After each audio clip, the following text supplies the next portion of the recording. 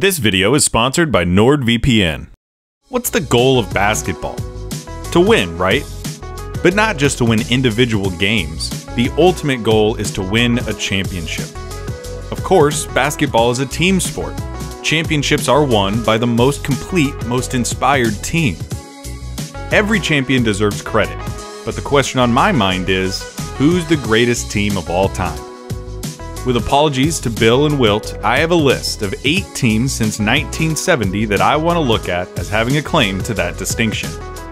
It is a loaded question, and one that I ultimately can't answer. Is it the teams that were frontrunners from beginning to end? The ones who were unbeatable at their peak? Maybe the ones who tapped into something special and overcame countless obstacles? There is no right answer. It's your job to make your own call.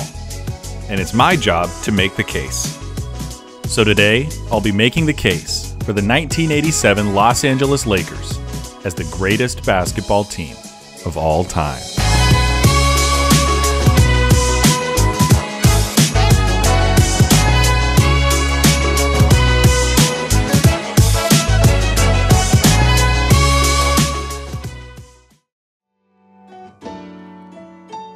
Showtime.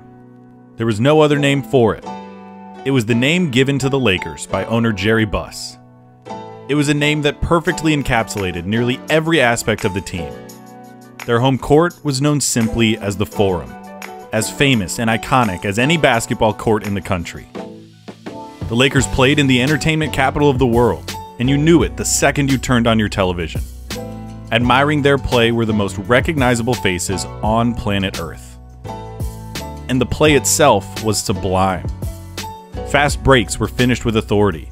Some of the fastest, most athletic players in the world streaked up and down the floor, bringing buzz and excitement, thanks in large part to their marquee player, the most dazzling passer the sport ever saw, the best point guard who's ever played, a man so mesmerizing and breathtaking that he is known simply as Magic. These Showtime Lakers became an instantly identifiable brand.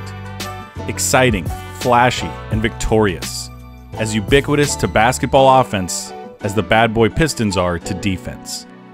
The Lakers went 65-17 in the regular season and faced little trouble in the playoffs, going 15-3. What I really want to look at is their offensive rating. That's a number that tries to be a synthesized reflection of a team's ability to put up points. The '87 Lakers set the record for the highest offensive rating in NBA history and held on to that record for over 30 years. The team was spearheaded by the Hall of Fame trio of Magic Johnson, Kareem Abdul-Jabbar, and James Worthy, supported by Byron Scott and Michael Cooper at the guard positions, and big men A.C. Green, Michael Thompson, and Kurt Rambis. There's a lot of star power on that team. Managing those egos took a lot of talent, skill, and charisma. Exactly the things that head coach Pat Riley brought to the table. His cool persona, slicked back hair, and far-reaching influence gave way for Riley to be known as the godfather of modern basketball. He won a championship as a player on the 1972 Lakers, coached the Showtime teams to 4 rings, won another as the coach of the 2006 Miami Heat, and after giving up coaching duties to become team president of the Heat, built 2 more championship squads in 2012 and 13. In total, only Riley's thumbs would be cold were he to wear every championship ring that he possesses. At the dawn of the 1986-87 season, Riley facilitated a symbolic transfer of power within the Lakers that was, as far as I'm concerned, unprecedented. Though the Lakers had thrice been champions since drafting Magic Johnson in 1979, the question of whose team it was between he and Kareem remained a subject of debate. In this offseason, following a flameout against the Houston Rockets in the 1986 playoffs, Riley decided to make a change. He wouldn't trade one of his stars, no contracts were restructured, and no major alterations were made to the Lakers' game plan. Instead, he sought out the league's elder statesman, his 39-year-old center, the captain, and told him that it was time. There could be no more confusion or ambiguity. The Lakers were going to be Magic's team. They had to be Magic's team. And to the undying credit of the man who won his first Finals MVP in 1971, Kareem acquiesced. the leading scorer in NBA history, handed over the car keys, knowing that Magic had the ability to drive these Lakers to immortality. Magic had a profound love and respect for Kareem, and when Riley told him to take the driver's seat, Magic's first question would be how the most decorated basketball player of all time would react. Riley assured him that he'd already spoken to Kareem, and that the big man had given Magic his blessing. The transition went off without a hitch. Not a hiccup. Not one drop in efficiency. Not one errant glance exchanged between them. Add on top of it the fact that Magic and Kareem are about as different as two personalities can be, and that partnership is even more impressive. Their opposite personalities were apparent in their very first game together. Kareem hits a game-winning skyhook at the buzzer, something he'd been doing since the Nixon administration. And you see his cool, composed disposition on full display, as if he'd been there 1,000 times before. With a rookie Magic Johnson draped all over him, hugging and jumping, celebration and adulation radiating off of him like a Chernobyl of positivity. They were different, but history had decreed that they would form a partnership that would be the backbone of the greatest offense in NBA history. They didn't average the most points per game of any team ever, but with the players that they had and the things that they could do, they are unparalleled. You know what else is unparalleled? NordVPN's ability to protect your data. I was really excited when NordVPN reached out to me for this partnership because I actually use NordVPN. A few months ago, I got tired of all the spam emails I got and regretted the fact that I never took my online security seriously. When I finally decided to start remedying that, the first thing I did was look for a VPN, and Nord has proven to be as convenient and reliable as I possibly could have asked for. NordVPN is a virtual private network. It creates an encrypted tunnel for your information to pass through, protecting things like your IP address, communications, and private data from anyone who might try to get them. With it, you can browse the internet safely and connect to public Wi-Fi with peace of mind. You don't have to be a tech wizard to make it work either. NordVPN is super easy to use and can do more than just protect your data. By connecting to different VPN servers, you can get around geo-locked restrictions on shows and take full advantage of your streaming services like Netflix and Hulu. To get started with NordVPN, go to my link in the description or in the comments, nordvpn.com/Clayton, and get 73% off the 2-year plan plus 4 additional months free, which adds up to just $3.18 a month. NordVPN also offers a 30-day money-back guarantee, so if you're not completely satisfied within your first month, you get your money right back. Huge thank you to NordVPN for a great service and for their support. The greatest offense in NBA history starts with Ervin Magic Johnson. He is only the best point guard in the history of the game after all. And the 1987 version of Magic was his best version, the year that saw him take home his first MVP trophy. The most notable manifestation of Magic's new role was in his scoring. Magic had always been able to put the ball in the hole, but he took this aspect of his game to a new height in '87. He'd spent the entire offseason honing his abilities with his back to the basket, getting advice and training from his NBA peers, including Kareem. Magic picked Kareem's brain on the specifics and mechanics of Kareem's signature hook shot, on what exactly it was that made the shot so deadly, and in what situations it was most useful. Combine these new skills with a killer instinct and aggressive approach that would have made Michael Jordan proud, and Magic saw his scoring soar from an average of 18 points a game over his previous 7 seasons to 24 a night, good for 10th in the entire NBA in point per game scoring. He could slice into the lane, finish with ease, back down opponents in the paint, and picked his spots with his jump shot. And as good as Magic was at getting his points in the normal flow of the game, he was now coming through in the clutch, taking and making the big, high-pressure shots all season long. This propensity to score meant that defenses now had to key in on Magic more than ever. Perfect. Now all he had to do was rely on his abilities as the best passer in the history of basketball to set up his teammates and put them in position to succeed, night in and night out. He found open teammates and got the ball to them in ways that baffled the imagination. It didn't matter if you thought he couldn't see you. He knew you were there, and he would get the ball to you in a way that only he could. And I've yet to mention the fact that Magic Johnson played the position of point guard at an imposing height of 6'9". He could peer over defenses, presented matchup problems the second he took his warm-ups off, and excelled at grabbing boards and initiating breaks all by himself. Where most point guards, past and present, rarely stand taller than 6'4", Magic moved with the same speed and grace as Pete Maravich in a body the size of Bill Russell. With Magic at the helm, the Lakers' full-court offense became unstoppable. Worthy, Cooper, and Byron Scott broke down the court alongside Magic in a blur of purple and gold, slashing and dicing into the lane for easy transition buckets. Fast breaks stole the breath of every spectator who wondered what marvel LA would treat them to. A tactic pioneered by Cousy and Russell, elevated into art form. Add on top of it the fact that Magic is one of the most decorated, celebrated, and respected leaders in the history of sports, and the player we're talking about isn't just one of the most important figures in basketball history. He is the baddest man on the planet. And in the half court, the Lakers personnel was a true embarrassment of riches, anchored still by Kareem Abdul-Jabbar. In the regular season, Kareem averaged 17.5 points a game and a shade under 7 rebounds, signs that he had indeed entered a new stage of his career. He was still laughing in the face of age, despite turning 40 that April, right before the playoffs began, thanks to a regimented diet and a training program that included martial arts and yoga.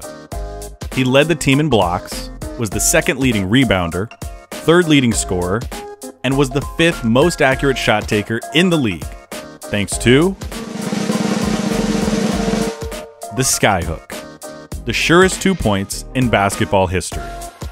With a pivot of the foot and a flick of the wrist, Kareem Abdul-Jabbar was the sole owner of the most lethal offensive weapon in the history of basketball. The move was practically unstoppable, virtually unblockable, and as effective in 1987 as it was when he entered the league in 1970. He couldn't quite keep up with the breakneck speed of the Showtime transitions. But even at 40, Kareem was still capable of rising to the occasion, reaching into the Wayback Machine, and submitting absolutely vintage performances.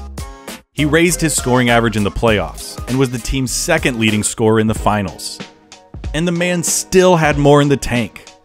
The Lakers repeated as champions in 1988 when he was 41, and made the finals again in '89 when he was 42 years old. And the whole time, Kareem was so good, the skyhook was so effective, that the Lakers had no reservations calling end-of-game plays for him. Rounding out the Lakers' big three was the team's small forward, James Worthy. The lanky forward was one of the league's preeminent isolation scoring threats. A freakish athlete with an unrivaled first step that gave him an advantage against nearly all defenders. Off the dribble, he could snake and slither past defenders with his quickness, then ram the ball through the net with his signature Statue of Liberty dunk. He possessed a formidable post-game, with a deadly spin move and a reliable turnaround jump shot.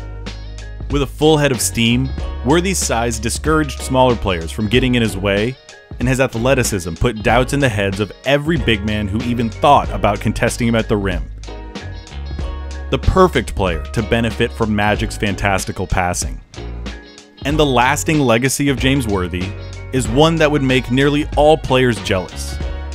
He is remembered by his nickname, Big Game James, a player who routinely raised his level of play on the game's biggest stages. Leading the Lakers in postseason scoring, Worthy once again proved that when the chips were on the table, when you needed someone to step up, he could always be counted on.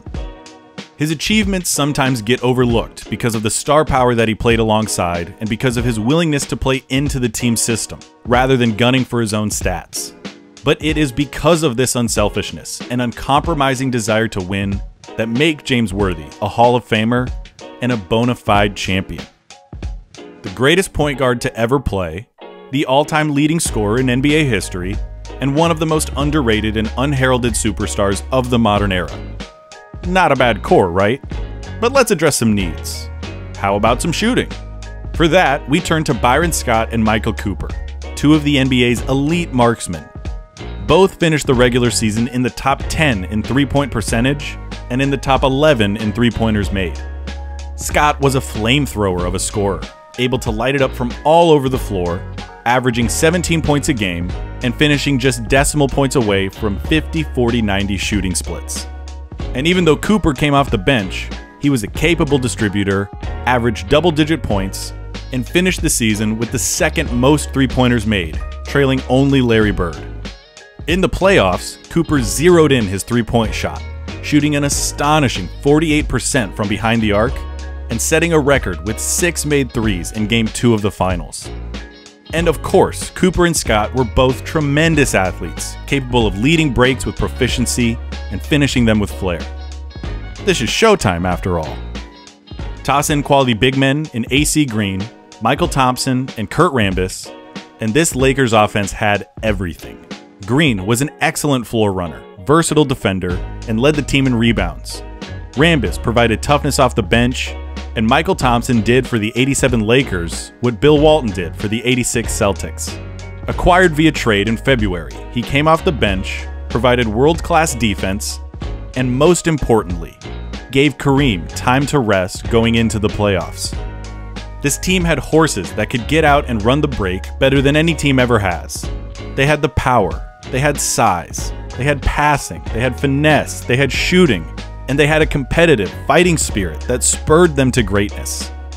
It wasn't just that the Lakers were fueled by a few stars. This wasn't a team that relied on dueling guitar solos. The strength of this team came from everywhere and everyone. It was an orchestral offense, and Magic Johnson was the conductor. But there's a yin and yang to this kind of stuff, so if the Lakers are so good at offense, they can't have been that good at defense, right? I'm afraid they were. Because not only was Michael Cooper one of the best shooters in the world, he was also one of the best stoppers in the NBA. Over his career, Coop was selected to 8 all-defensive teams, with 5 of them as a first-team selection. 1987 was his zenith as a defender, as he took home Defensive Player of the Year honors. That's right. The '87 Lakers had the greatest offense of all time, and the best defender in the NBA. Coop was a prototypical swingman, capable of guarding quick, shifty point guards and bruising, stocky forwards. With a slender 6'5" frame, the team's sixth man was obsessive with his preparation and film study, going so far as to watch tape of Larry Bird while he sat in bed next to his wife. A commitment to his skill set that makes it no surprise that Larry Bird called Cooper the best defender he ever faced. Worthy wouldn't be confused with Scottie Pippen, but he was a master at using his length and athleticism to bother other forwards, raising his level against headline matchups, and relishing the opportunity to go against the Birds and the Dominique Wilkins. And as I mentioned before, AC Green and Michael Thompson were excellent interior defenders, unafraid to take or deal punishment inside.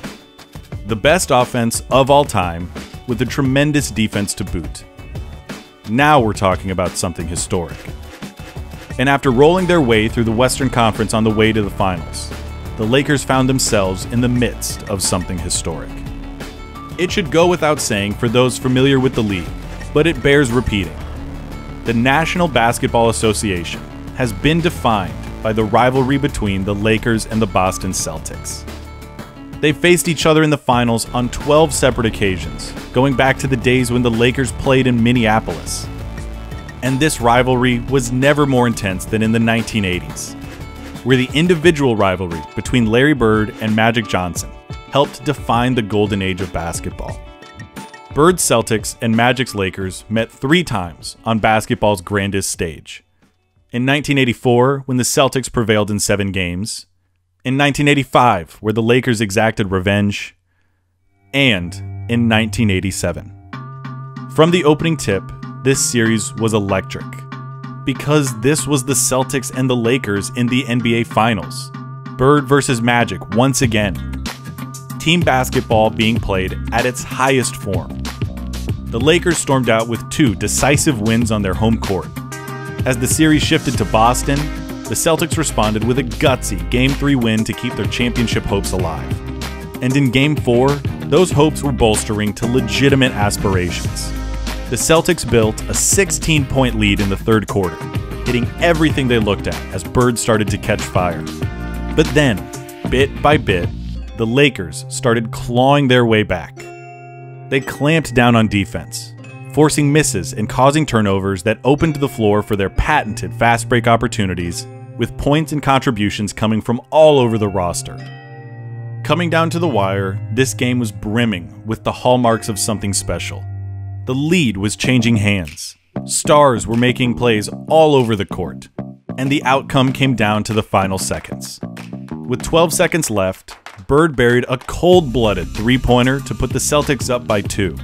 The famed Boston Garden shook under the stomps and screams of the Celtic faithful, certain that their beloved icon was going to lead them to victory, as he had done so many times before.